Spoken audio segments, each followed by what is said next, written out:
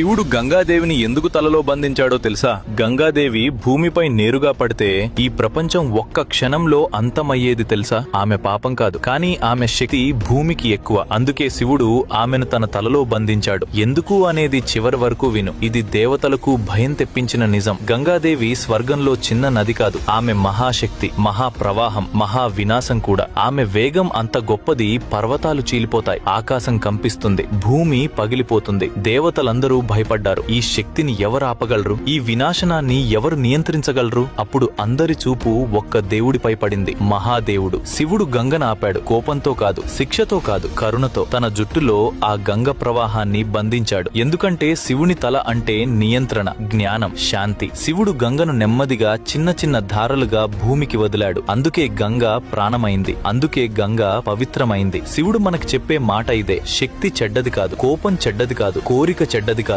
కానీ నియంత్రణ లేకపోతే అదే వినాశనం. అందుకే గంగ శివుని తలలో ఉంది. నీ జీవితంలో కూడా శక్తి ఉంది, కోరికలు ఉన్నాయి, కోపం ఉంది, కానీ శివుడిలా నియంత్రించగలిగితే నీ జీవితం కూడా పవిత్రమవుతుంది. ఈ కథ పూర్తి వివరాలతో లాంగ్ వీడియో కింద డిస్క్రిప్షన్ లో లింక్ ఉంది, తప్పకుండా చూడండి. ఈ కథ నీ గుండెకి తాకితే లైక్ కొట్టు, నీ ఫ్రెండ్స్ కూడా వినాలి అనిపిస్తే షేర్ చేయి.